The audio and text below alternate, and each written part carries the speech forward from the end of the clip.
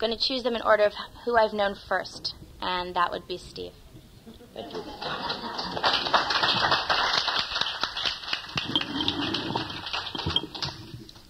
Hi, everyone. I'm an addict. My name is Steve. And I want to thank the convention committee for giving me an opportunity to share a little bit this afternoon. I don't know where they get these topics from, diapers to dentures, but I'll play around with that a little bit. The meeting's only an hour long, and we're supposed to give people a chance to share on a topic or whatever. But we're sitting up here, and Kathy and I, between us, have like 37 years in recovery. And, for me, that's impressive, because I can remember sitting in a Narcotics Anonymous meeting when I had about 3 years clean. And I heard a guy by the name of Liver Danny say, if you don't think it's about time, try getting some. And I said, wow, that's a profound statement. And I took it to heart, because one of the things that I lacked when I got here was commitment. I was never committed to anything. I was a great starter. I was a weak finisher. I never finished anything I ever started. Diapers to dentures. I didn't know if that meant that I'm going to stick around these rooms and be old enough to wear diapers again. I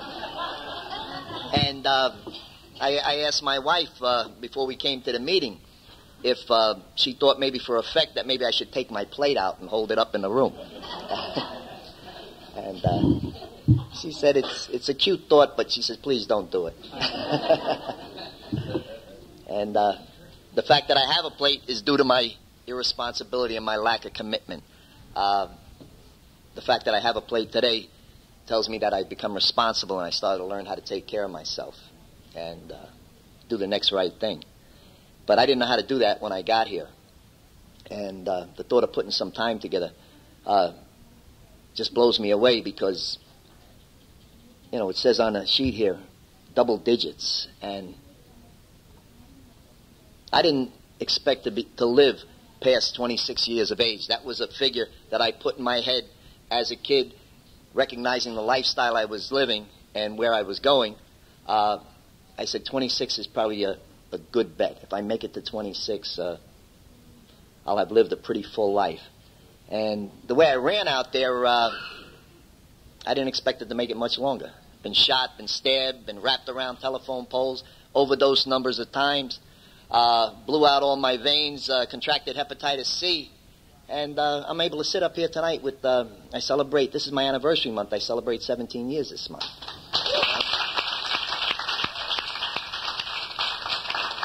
And I owe that to the grace of God and the Fellowship of Narcotics Anonymous, because without you people, I wouldn't have the opportunity to get up here and share with you tonight, this afternoon.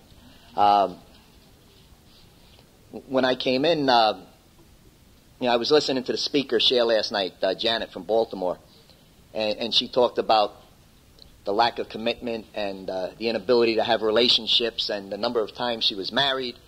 And I could identify with all of that stuff. And I could also identify with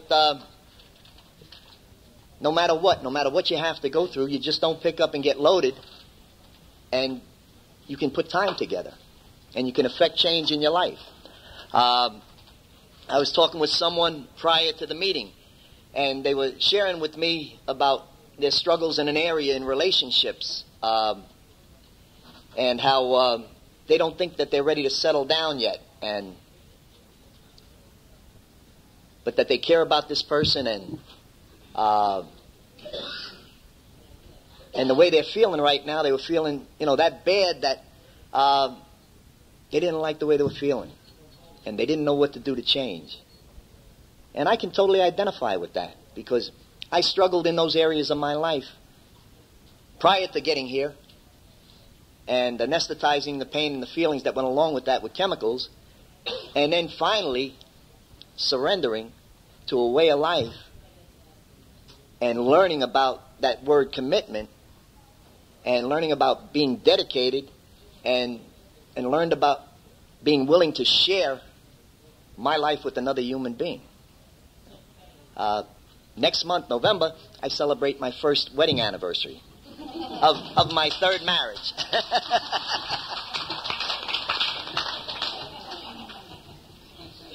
But this is the right one. You know, this is the one that works because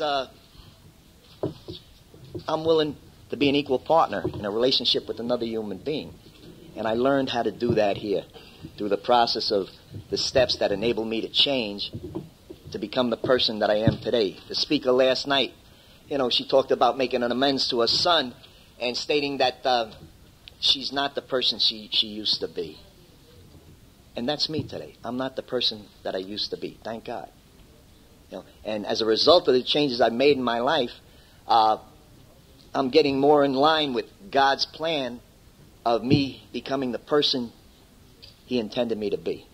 And it's been a process. And it's been, when somebody said to me early on, I wish you a long and slow recovery, that's what it's been. It's been slow. And whether it was my lack of willingness to surrender in areas of my life, which I'm sure it was, that made it as slow as it has been, I just thank God for the fact that He gave me the strength not to pick up in my process to be able to get to where I am today. And one of the things that I continue to do is remain teachable. You told me the mind is like a parachute. It only works when it's open. And I need, because I've been around these rooms a little while, I still don't have all the answers. But I believe that we have the answers. And it's with your help that I continue to learn, I continue to grow. Every situation is an opportunity for me to grow in my life today. Early on in recovery, when they talk about finding the willingness to take suggestions, you know, I used to see people that had time. And back then, if you had 5 years, you had time. You know, when I came in October of 1985. And that was a lot of time. That was like incomprehensible. Boy, I wish I had 5 years. I said, how do you get 5 years clean? And someone says, like picking up a white key tag. I remember another fella, Eddie Dalton, in AA. When he passed, he had 52 years. And someone said to him one time when he was celebrating his 50th anniversary, he said, Eddie, how do you get 50 years sober? And he said, don't drink and don't die. And at Eddie's 50-year celebration, they had these two voluptuous-looking young ladies go in a limousine and pick Eddie up at his house and bring him to his 50th celebration meeting. And it was a wonderful thing to see. And I say to myself, gee, how old do I have to be to celebrate 50 years in Narcotics Anonymous? And is that possible? I know a guy who's got 42 years clean in Narcotics Anonymous. And he's a fellow that I heard speak early on in recovery. And one of the things that he said, which I never want to forget, he says is that when I introduce myself, he says, I'm an addict first. He says, and Vito second. And without me acknowledging the fact that I'm an addict first and Steve second, I can't continue in this journey. Because if I forget that, there is no Steve. So, in this process, I followed the suggestions. When that girl shared last night, Janet, and she talked about going to a lot more meetings than the suggested 90 and 90 and going to meetings for years, she told the truth. Because I believe if we're going to stick around, if we're going to get to the double-digit club, and we're going to put together any kind of time, and we're going to have any kind of quality of life, that we need to do a lot of meetings. And we need to be here for the people that are coming in, and we need to be here for the people that have been here for a while. Unfortunately, due to the nature of the beast and the secondary illnesses, as a result of active addiction, a lot of us need care. We need help. We need nurturing. We need to be here for one another in order to make this journey as easy as possible for one another. And the longer we're around, it doesn't necessarily get easier. It's a process, and life shows up. When I contracted when I found out I had the hepatitis C, and they told me I needed to go on interferon for a year. I had no idea what I was getting into. But thank God I had people in my life that were able to be there for me, because I couldn't be around everybody. Because all of a sudden, the side effects of this medication, every feeling, every emotion I experienced was like magnified 10 times. And I was telling people I knew for years that they were full of shit. And, I don't want to have anything to do with you. And there was a half a dozen restaurants in Boca that I couldn't go into and eat anymore because they didn't get my eggs right. And, I had people that were able to be there for me and that I could share with, and I could tell them what was going on and how I was feeling. And I learned how to deal with the depression that went along with that.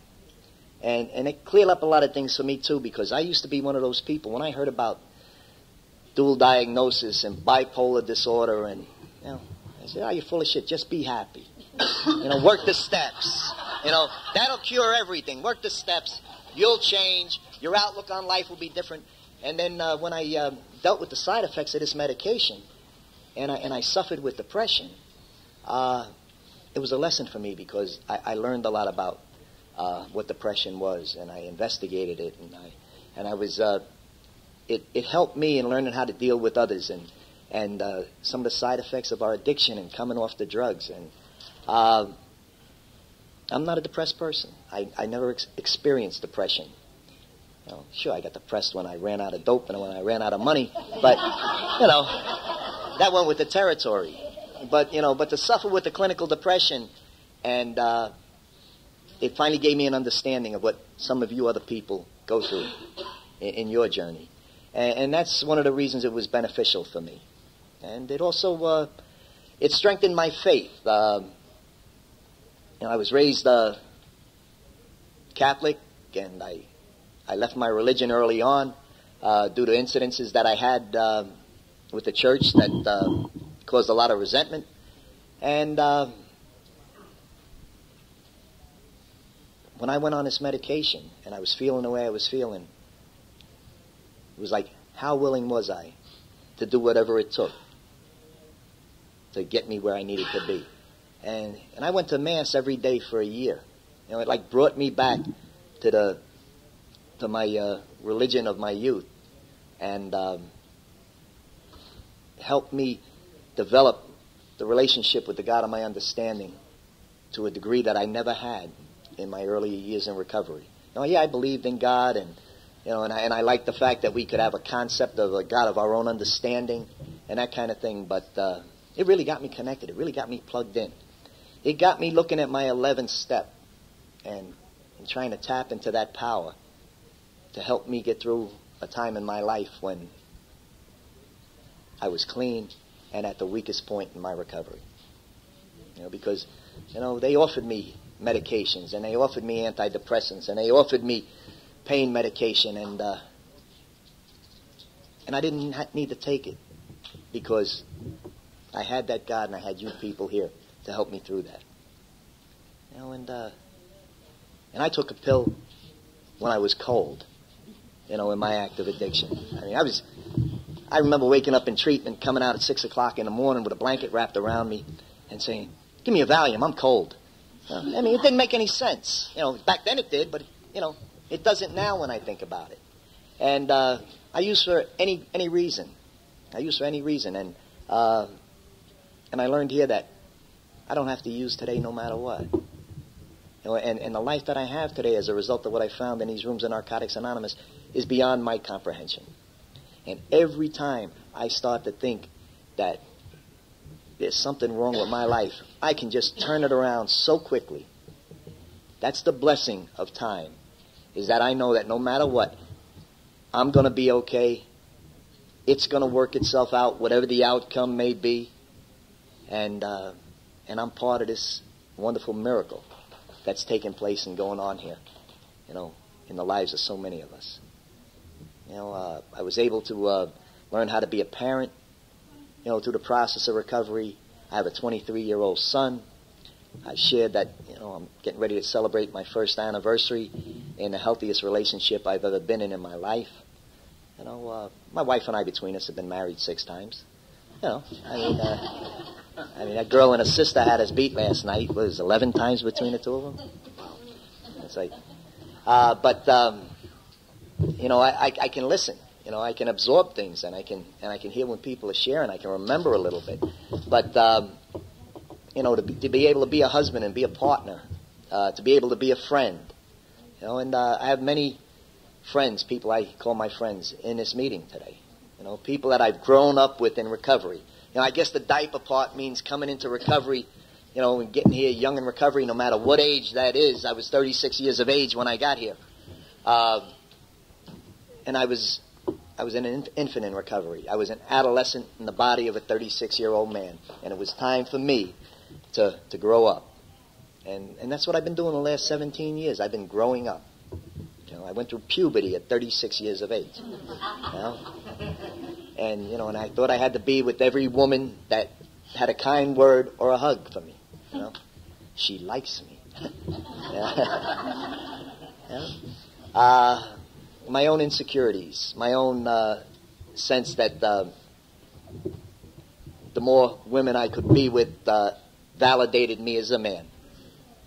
You know, and I needed to learn how to be with myself. I needed to learn how to get with God. My first sponsor used to tell me, he said, Steve, when you're not involved in a relationship, that's your God space. That's the time God's given you to work on yourself. Take advantage of that opportunity. You know? And you know, and all these things, and being able to have a relationship with my wife.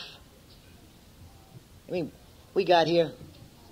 I'm not going to tell you her age, but you know, I was 50 years old, and she was whatever age it was she was, and kind of a little set in our ways, and so what we did was we got into therapy together right at the beginning. You know, before we went anywhere, we jumped right into therapy because she was set in her ways, I was set in mine. And if this relationship was going to work, we wanted to find out what we needed to do for each other to help nurture this relationship and help us grow together rather than grow apart. Because naturally, we had our differences. And I went with her to her therapist, and she went with me to mine. And tell you what, man, it was the best thing we could have done for one another. And during the period of courtship and the engagement and everything else, we're planning a wedding. But man, once we got married, once we tied the knot and made that happen, that was the lock. You know, since we've been married, it's just gotten better and better and better. You know, we have a greater understanding for one another. We have a greater love for one another. We have the willingness to nurture this relationship with each other, you know, and do what it takes, you know, in commitment. We're both committed to our recovery. We're committed to the people that we work with in this fellowship in Narcotics Anonymous and sponsees. You know, we have a wonderful relationship with God. And that's what it takes. That's what it takes for this addict. You know, and being asked to share up here and be up here with Kathy, who I have the utmost respect for her and her husband, Norbert. And when I look at them and I see their relationship, it's what I want. And when I look at my sponsor, he's celebrating 40 years of marriage. When I got ready to commit, I started going to the people that had the time in committed relationships to learn from them. Just like when I got here and I wanted to learn how to stay clean, get clean and stay clean.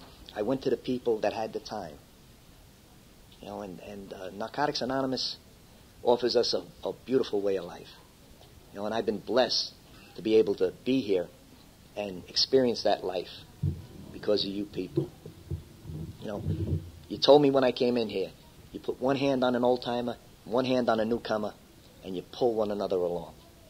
And that's what we do here. We pull one another along. And I'm going to close with a little story. And some of you may know it. And it's about the addict that was down in a hole. He fell into this hole in the ground, and he couldn't get out. And a doctor comes along, and he's yelling, "Hey, doc, can you help me get out of this hole?" He says, "I'm stuck down here. I don't know how to get out." And the doctor says, I don't know how to get you out of there. He says, but here's my card. When you get out of there, he says, give me a call, and I'll help you with your medical conditions. And a lawyer comes by, and the addict says, hey, counselor, will you help get me out of this hole? I fell in, I can't get out. And the lawyer says, I don't know how to get you out of there. He says, but here's my card. When you get out of there, I'll help you with your legal problems. And then a priest comes by, and the addict says, Father, will you please help me get out of this hole? I'm down here, I'm stuck, I can't get out. And the priest throws him his card and says, can't help you get out of there, but when you do get out of there, I'll help you with your spiritual conditioning. This old recovering addict comes along,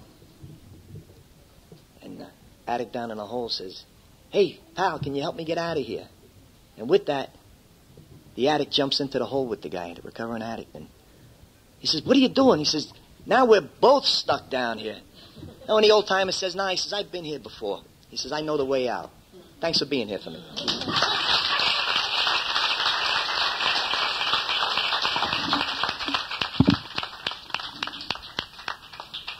And next is Kathy. Hi, I'm an addict. My name is Kathy. And if you just, take Steve, make him Italian and female, and just copy that for me, whatever he said is ditto. I used to think that I wanted to beat everybody's record. The ego in the addict is so big that we have to be better than. I'm glad that Norbert and I have not beat your marriage record. Between us, there have been 5 marriages, not 6. And as he knows, he doesn't get out of this one alive. So that's, he knows that. Anyways. But that's the beauty of, coincidentally, it's been 20 years this month since my first convention. I was 6 months clean. I got clean on April Fool's Day, 1982. I was 26 years old. You do the math. And I went to my first Narcotics Anonymous convention. It was in West Palm Beach, and I was 6 months clean. And I have to tell you, it was the most awesome feeling I had ever felt before. Because at that time, I got clean in Delray Beach, and at that time there were no Narcotics Anonymous in Delray Beach. As a matter of fact, there were very few NA meetings in Palm Beach County. There was one on Wednesday night in West Palm Beach, and it was called Strawberry Fields. And there was another one in West Palm Beach, and that was on Monday nights, and that was called Mainline. And those were the only 2 meetings in Palm Beach County. So as a result, yes, alcohol is a drug. I never drank alcohol. However, I have a physical allergy to it. So drugs were always there. But this addict had to get clean in AA because there was no other way for me. And this addict was very uncomfortable there. Yet this addict did not want to die and did not ever want to pick up again. So I would sit in the meetings, and and a lot of times I can sit in some meetings and I listen to people say, listen to what that person's saying. They said this, they said AA, they said GA, they said CA, they said Christ, they said, they said Buddha, they said this, and I sit there and go, I don't hear it. Because what I hear is what I need, and I leave the rest there. So I can go into any 12-step meeting and hear what I need. However, I am home in NA. I'm comfortable in NA. In my first Narcotics Anonymous meeting, it felt so wonderful to be able to speak freely because I realized I wasn't alone, and that was the most beautiful thing. I was so uncomfortable in my skin when I came into these rooms that I did everything possible to get under yours. I had so much low self-esteem that I would boast how wonderful I was. We are just all contradictions. The addict is, we are inside dying and outside smiling. we are inside low self-esteem, and outside we have this ego that won't quit. And what the beauty of sticking around, and sometimes it's just the beauty of not picking up. And I want to say that I've done this once, and only once. By the grace of God, I've not had to do this again. And what has kept me here, I think, is fear. I don't ever want to do this again. The other thing that's kept me here is ego. I refuse to pick up another white key tag. I will do it once and only once. So, again, we're a bunch of contradictions. But what has allowed me to hear and listen has just been the fact that I haven't picked up. It doesn't mean that I've done everything perfect, as evidenced by my first marriage. That was my will. God's will was the divorce. I truly believe that. Now, being raised Catholic, it surely would have been the opposite way, but I'm a recovering Catholic, so I'm going to go with really truly believing that first marriage was my will and the divorce was God's will. But the beauty of sticking around as long as I have, and let me tell you, I feel younger today than the day I came into these rooms. Physically, I feel more alert, more comfortable in my own skin. It used to be during those days that I would prepare for a meeting. And I don't know if any of you can relate to this, but I would start about 7 o'clock, with the showering and the makeup and what clothes do I wear to go to the meeting. I would thus then go to the meeting where I would, put myself prominently where everybody could see. In doing such, I would then take everybody's inventory in the room and be sure that you all hated me. And as I was sure that you all hated me, I then would try to make you like me. That is really tiring, almost as tiring as using. It is really a ritual that we do when it's the getting and the searching and the copying and all of that stuff. And it's an exhausting thing. And in the end, what you have is the same thing you started with, an empty shell of no substance. So my sponsor, my first sponsor, used to tell me, and as obnoxious as I was, she told me I needed to shut up. And some, we talk about tempering things with love and care. No. There was none of that back then. It was shut up, bitch, sit down, shut your mouth, and listen. I responded to that. I heard that. I would not have heard it have you told me, oh, please, sweetie, would you mind not speaking? I would have probably smacked you. So instead, I heard what my sponsor was saying, and what she was saying is you are obnoxious. When you open your mouth, you hurt people. What you need to do is put a sock in your mouth and listen. And if you don't have a nice word to say, don't open your mouth. So as a direct result, I did not share in a meeting for probably almost a year. That's how horrible I was. But what that was not me on the outside. That was my wall. The wall we put up to keep other people out. I was afraid. I was afraid of being clean. I was afraid of you guys. I was afraid you'd see what I really was. And to see what I really was would mean you would see a pathetic little girl who needed love, who didn't know how to ask for it, who was afraid of it, who was vulnerable and scared, and just a little girl. And the beauty of recovery, we come into these rooms, we're hopeless, we're helpless, we're homeless, we're penniless. We are just all of the lesses. We're less than everything. And then as we grow in recovery, we're full of everything. We're helpful, we're hopeful. We got maybe not lots of dollars in our pockets, but we got enough dollars in our pockets so that we're not going to get arrested for vagrancy. And that's the beauty of recovery. I did not get this all at once as far as understanding what this was all about. I understood the basics, and that's why I like to keep it really simple. I understood that if you don't pick up, You get time.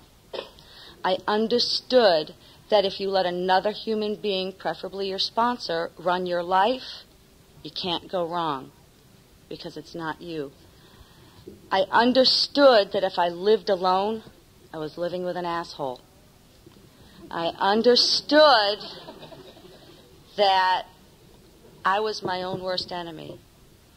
I understood that a higher power could be anything I wanted it to be, as long as it was good. And so I kept it really simple because it was very overwhelming for me. And there are critical points in our recovery when I hit 5 years in recovery and then 10 years and 15 years and at certain points in your recovery, and going through a divorce in recovery is a humiliating experience to me. It made me feel like I had failed at something that I thought I really wanted. The realization when waking up one morning and realizing you had made the biggest mistake of your life and you have 2 children under the age of 5 is another frightful experience I did not pick up. The knowledge that I would have rather have lived in a dumpster than have been married to this man was also a revelation.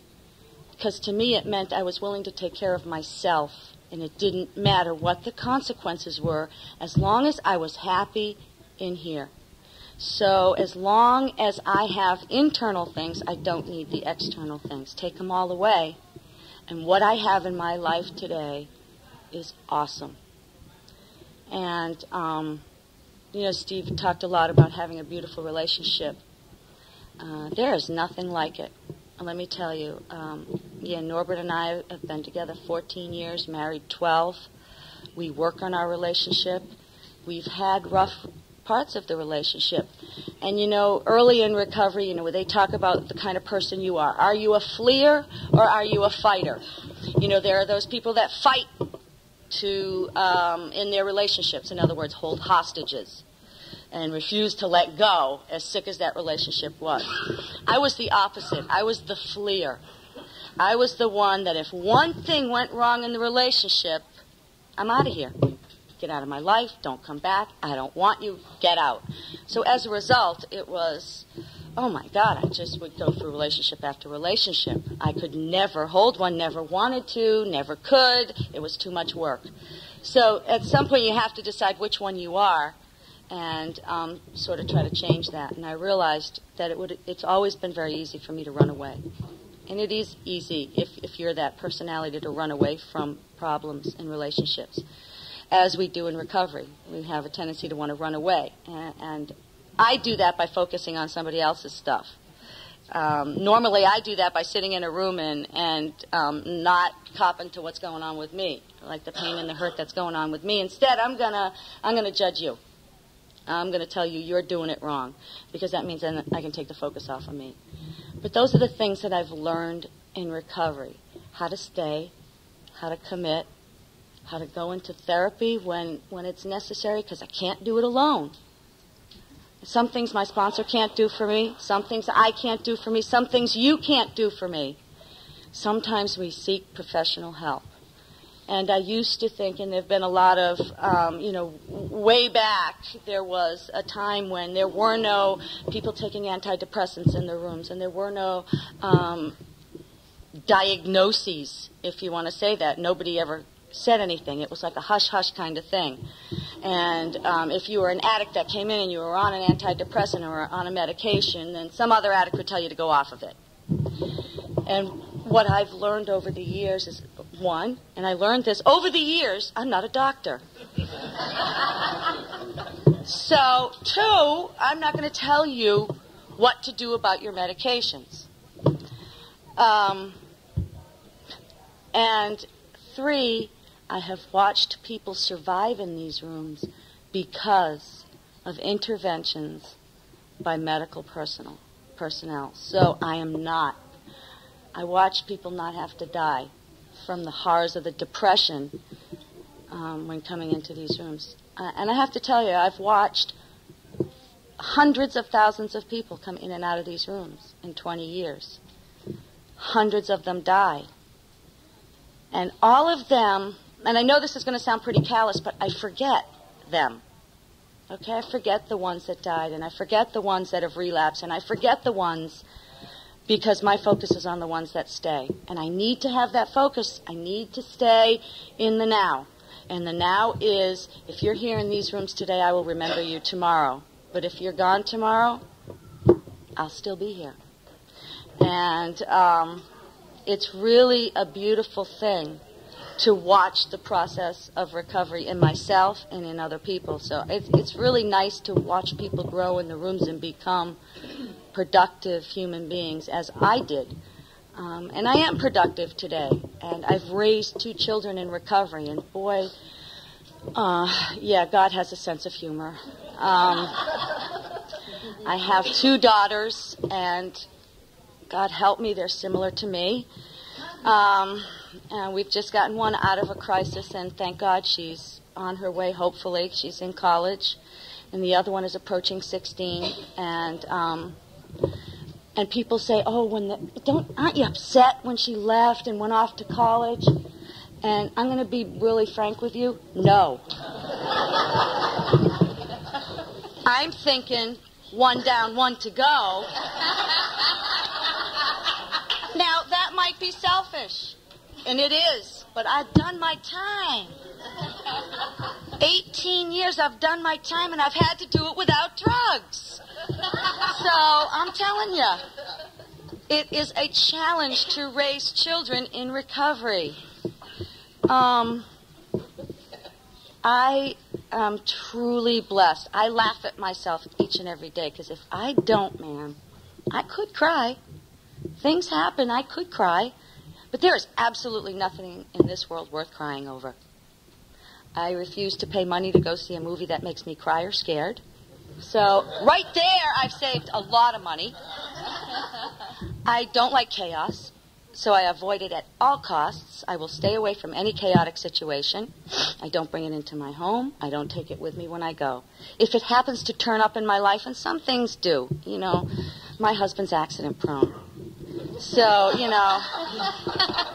every once in a while he passes out, falls downstairs, breaks his collarbone, and cracks his head open. So when he does that, that does cause a little bit of chaos, but we just support him. And let's see, take out his dentures and change his diapers every once in a while. No, it's true, though. It's like, I have all my own teeth. I'm lucky, yes. But I might be ready for the diaper stage soon. But, no, recovery, stay in recovery. Just stay long enough to wake up one day and say there's absolutely no problem in my life that can be solved by picking up a drug. None. 0. Not a death. Not a fear. Nothing can be solved. Stay long enough in recovery to grow old in it. Stay long enough in recovery to watch the people you got clean with and be able to go to their children's graduation from high school and their children's marriages. I feel like an old Italian mom right now. I feel like I'm this little nonna, as I used to call my grandmother. And, I get to sit back and I watch all the newcomers and I watch them come up, and my kids are all getting grown and they're having babies, and look at the babies in recovery. I am just in awe of it all because I get to watch it. Stick around long enough so that you get to watch the children that can grow up in recovery and the grandchildren and the beauty of the friends you will have in 20 years. And I have friends now that I've had since the day I got clean. And believe it or not, they're out there. And I also just wanted to mention that NA has changed over the years, and certainly for the better. There were very few, if any, people of color in NA when I first came in. There were, and then what happened was there was an influx of new people coming into NA, and we called them the NA Nazis. I think you've heard the term. I don't like the term, by the way. These were people that were really excited about the purity of Narcotics Anonymous. And I understand that. However, I just want you to remember that we borrowed this from another fellowship, okay? Another fellowship that was there long before we were, and that got addicts clean long before we were here. However, we need to be conscious of the fact that not everybody is going to say things the way we want them said, do things the way we want them done. We're going to slip every once in a while and say clean and sober. Or we're going to mention the other fellowship every once in a while. It's okay. Some may even quote from that other book. That's okay too. Please understand that we have our own fellowship, but we should be grateful to the other. And all are welcome. I mean, we made it specific in the basic text to say all are welcome in Narcotics Anonymous. And that means that the addict that's still using, that's nodding out in the back of the room, he's still welcome. Or the other person that's sitting there and can't shut up for 1 second, that has probably 2 days clean, that person's welcome. Let's not forget the purpose of Narcotics Anonymous. Because if we only want people to speak that have the right things to say, then we're missing the point. And I learned that long ago because the other fellowship did not want me to speak, did not want me to say anything, and did not want to hear what I had to say. So please remember that, and please just try not to judge too harshly, and be aware that that addict sitting next to you needs to be here, and I need to be here. Thanks for letting me share. Give me a hug. You gave Steve a fucking hug.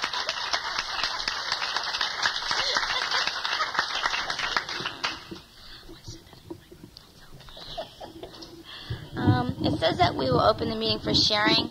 However, our time is up. I apologize. Okay.